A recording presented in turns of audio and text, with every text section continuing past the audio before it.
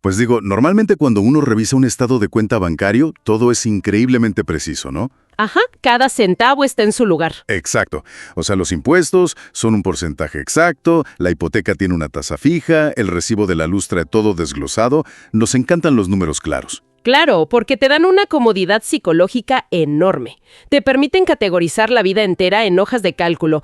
Esto es para el gobierno, este para la colegiatura, esto para el ahorro. Te da una línea divisoria perfecta entre lo que debemos y lo que nos sobra. Es un sistema binario. Sí, totalmente binario. Pero fíjate que cuando damos un paso hacia los textos antiguos, hacia la teología y la historia del dinero, pues esa calculadora tan precisa de repente arroja un error del sistema. Un error de sintaxis total. Y por eso la colección de fuentes que nos enviaron para este análisis a fondo es tan fascinante. Tenemos una pila de documentos, artículos teológicos, notas históricas, y la misión de hoy es desmenuzar todo esto para explorar una pregunta fuertísima. Una pregunta que divide opiniones y billeteras de una manera muy intensa. Así es. ¿El diezmo es una ley inquebrantable para los cristianos hoy en día o es una práctica que pertenece estrictamente al pasado? Y creo que es vital establecer las reglas del juego desde el principio. El objetivo aquí no es tomar partido. No, para nada. No estamos aquí para auditar las finanzas de ninguna organización ni decirle a nadie cómo manejar su dinero. El propósito es netamente exploratorio. Ver qué dicen realmente los textos originales frente a la tradición de siglos. Bueno, vamos a desempacar esto. Porque para entender cualquier debate sobre el Nuevo Testamento, siempre hay que buscar la raíz.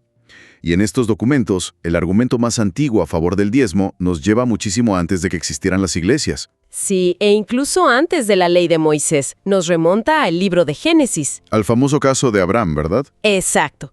Es el capítulo 14 de Génesis. El relato describe a Abraham entregando el diezmo a un rey y sacerdote bastante enigmático, llamado Melquisedec. Ajá. Y la perspectiva tradicional se ancla justo en este evento. El razonamiento es deductivo. Dicen, a ver, si el diezmo ya existía siglos antes de la ley de Moisés, entonces no pudo expirar cuando esa ley terminó. Es una lógica de no nació con la ley, no muere con la ley. O sea, a primera vista parece un argumento blindado. Además de que el libro de Hebreos retoma este suceso, ¿no? Pero cuando los analistas textuales ponen el pasaje bajo la lupa, el panorama cambia drásticamente. El texto original en hebreo es muy específico sobre qué diezmó Abraham. No fue de su riqueza. No tocó sus riquezas personales ni sus rebaños habituales. Lo que entregó fue estrictamente el diezmo de los botines de guerra. Órale. Y fue un evento aislado. Ocurrió una sola vez en su vida registrada, justo después de una victoria militar. Espera, vamos a detenernos ahí, porque eso altera toda la aplicación práctica. Si alguien quisiera aplicar el ejemplo de Abraham al pie de la letra hoy, o sea, ¿significa que solo deberíamos diezmar si ganamos una guerra? Pues, bajo esa exégesis estricta, ¿sí? Y luego, si no me falla la memoria, el 90% restante de ese botín militar se lo devolvió a un rey, ¿no? Punto histórico. Quienes cuestionan la interpretación tradicional plantean una duda muy válida. ¿Cuál es el proceso lógico ahí? Exacto. ¿Cómo transformas un evento militar único, un acto de gratitud por una victoria, en una regla civil y mensual sobre el salario neto de un trabajador moderno? Es un salto interpretativo bastante grande. Pero a ver, las fuentes que defienden el principio eterno también tienen una respuesta.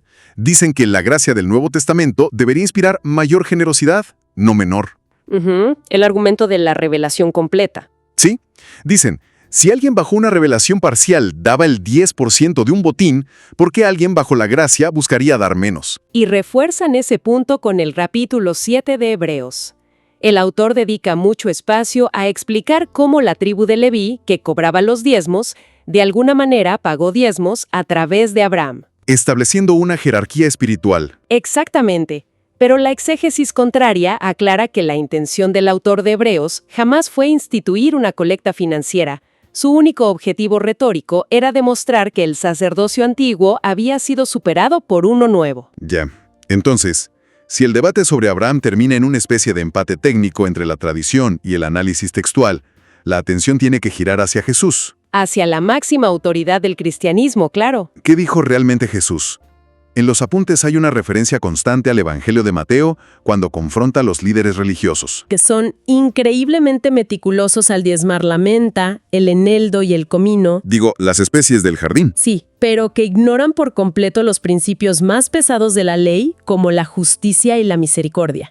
Y remata con la frase, deben hacer esto sin omitir aquello. Sin omitir aquello. Esa instrucción, parece no dejar margen de error.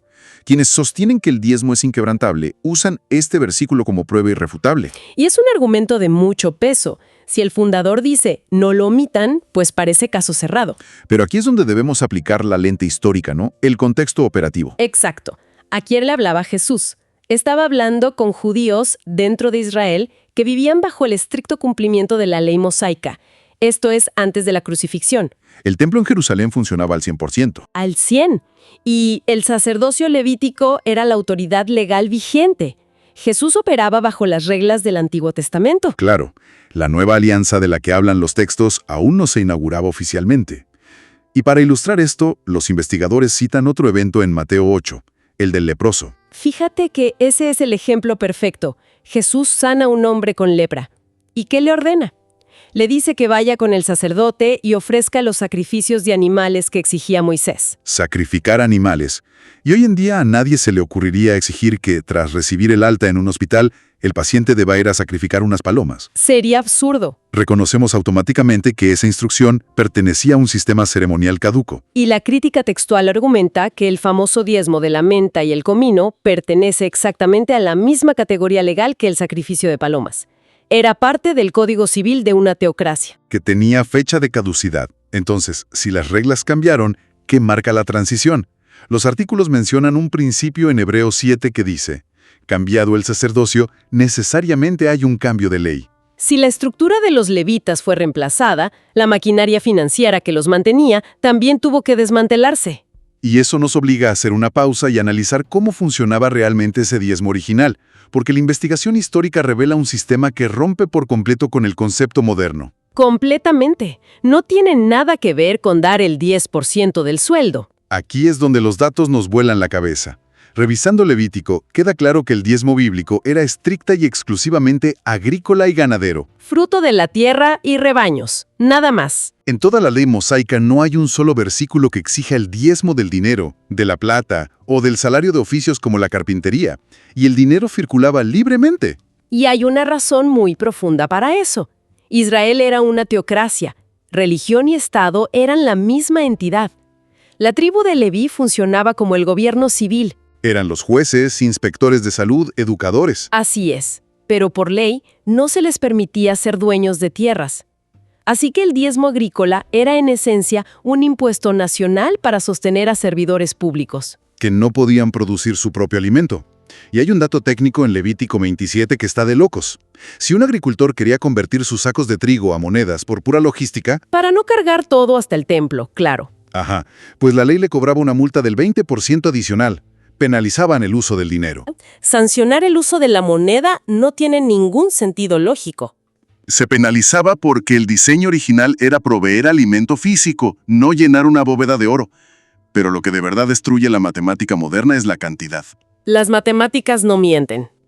Culturalmente diezmar es sinónima de dar el 10%. Sin embargo, la ley mosaica requería 3 diezmos distintos. Era un sistema tributario escalonado. El primer diezmo iba a los levitas. Luego había un segundo diezmo anual para las fiestas. ¿Y ese cómo funcionaba? Se usaba exclusivamente para financiar los viajes y celebraciones en Jerusalén. Y la ley ordenaba que el propio donante se lo comiera y bebiera junto con su familia. Era básicamente un fondo de vacaciones obligatorio por orden divina. Un fondo familiar, literal. Y faltaba el tercero. Cada 3 años se recogía un diezmo que se quedaba en las aldeas locales. Y este era únicamente para los pobres, huérfanos, viudas y extranjeros. El sistema de seguridad social. A ver, haciendo la matemática rápida, el ciudadano promedio no daba un 10. Sumando todo, aportaba cerca del 23% anual. Casi una cuarta parte de sus ingresos anuales, sí. Y esto genera una duda enorme sobre cómo aplicamos los textos hoy. Porque en el debate moderno parece que solo se selecciona el diezmo que sostiene a la institución, pero nadie exige el de las vacaciones o el de la pobreza extrema. Esa selectividad es la crítica central hoy en día. La defensa tradicional argumenta que las economías evolucionan, ¿no? Dicen que en una sociedad agraria el producto de la tierra era la moneda. Y hoy ese fruto son los salarios. Exacto, que el principio se adapta al medio. Pero el contraargumento textual es muy afilado. Dicen, a ver, si somos tan flexibles para aceptar billetes en lugar de ovejas, ¿por qué somos tan inflexibles para clavar una tasa fija del 10%? Ignorando el otro 13% que garantizaba el bienestar social. Es una tensión enorme entre la letra de la ley y el espíritu de la ley. Pues sí, a ver, si todo este sistema era básicamente un código fiscal para una nación agrícola con un templo de piedra, ¿qué pasó cuando los cristianos empezaron a reunirse en casas? Ya no había templo, ni sacerdotes levitas. ¿Cómo financiaban su movimiento? Al leer los Hechos de los Apóstoles, nos topamos con un modelo que desafía la lógica institucional. La iglesia primitiva no instauró un sistema de recolección basado en el 10%. Entonces, ¿qué hacían? Operaban bajo una economía de necesidad y generosidad radical. Vendían sus propiedades y repartían los fondos según la necesidad específica de cada miembro. Ese nivel de desprendimiento suena casi utópico, ¿no? Y luego vemos a Pablo en la segunda carta a los Corintios. Él tenía que levantar fondos para los refugiados en Jerusalén, pero nunca utiliza la palabra diezmo. Su directriz es otra. Les dice que cada uno dé como propuso en su corazón, no con tristeza ni por necesidad. Y en griego, dar por necesidad significa dar bajo coacción de una ley. O sea, Pablo desplaza la motivación financiera, pasa de una cuota legal a la alegría voluntaria. Y la verdad es que desde una perspectiva de justicia social, esto tiene implicaciones muy profundas. Totalmente. Porque establecer el 10% como regla inquebrantable afecta a las personas de forma súper desproporcionada. Es como los impuestos regresivos. Exacto. Para alguien con mucha riqueza, ceder el 10% no altera su calidad de vida, ni lo siente. Pero para una familia que apenas logra cubrir la canasta básica y la renta, exigirles ese mismo porcentaje es asfixiante, especialmente si hay una amenaza de sanción divina detrás. Los analistas recuerdan a la viuda que dio sus únicas 2 monedas. Numéricamente era insignificante, pero dio el 100%, y Jesús la aplaudió por encima de los porcentajes exactos. Pero, a ver, me voy a poner de abogado del diablo un segundo. Adelante. Todo esto suena hermoso en papel, la generosidad radical, dar lo que dicta el corazón. Pero ¿cómo se pagan los recibos de un orfanato solo con buenas intenciones? Es el gran dilema práctico. Si todo depende de la emoción del momento, ¿no existe el riesgo de que las organizaciones benéficas o las iglesias se queden sin fondos para operar? Se necesita una constancia para mantener las luces encendidas. Ese es, de hecho, el argumento más sólido desde la perspectiva institucional. La naturaleza humana tiende a la preservación personal. Sin un piso mínimo, el egoísmo natural paralizaría todo. Los defensores de la tradición citan a Nehemías 13, ¿verdad? Así es. Relata cómo el pueblo dejó de aportar su diezmo fijo, y los encargados del templo tuvieron que huir a los campos para sobrevivir. El servicio espiritual se detuvo por completo. Y el mismo Pablo dice en 1 Corintios que el trabajador es digno de su salario. Quienes dedican su vida a la comunidad deben ser sostenidos por ella. Por eso la postura tradicional ve el diezmo como una herramienta de disciplina, como inscribirse en un gimnasio.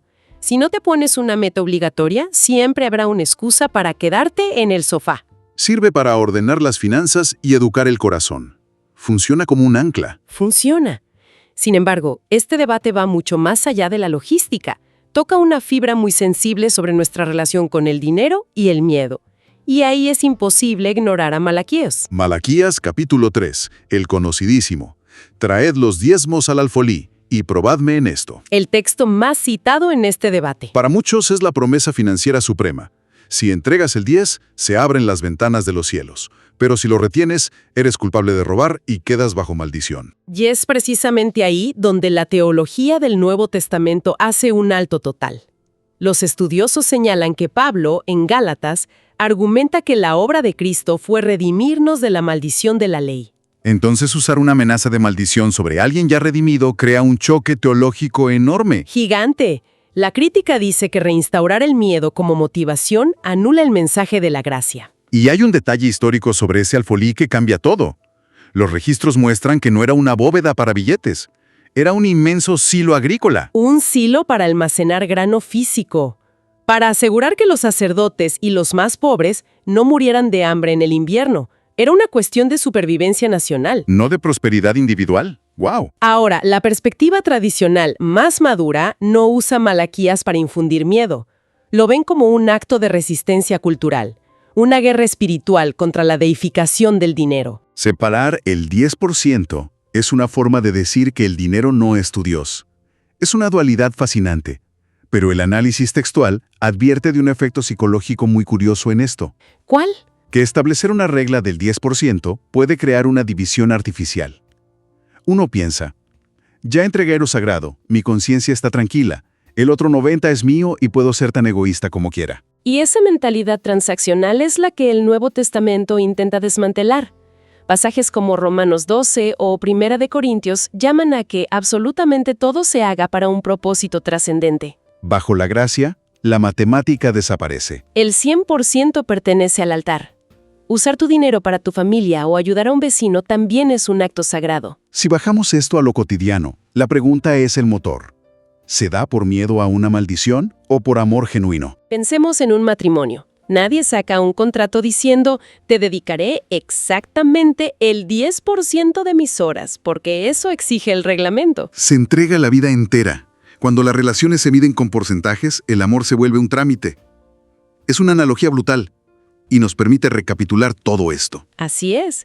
Por un lado está la tradición que ve al diezmo como disciplina y honra, garantizando que haya una base estable para operar.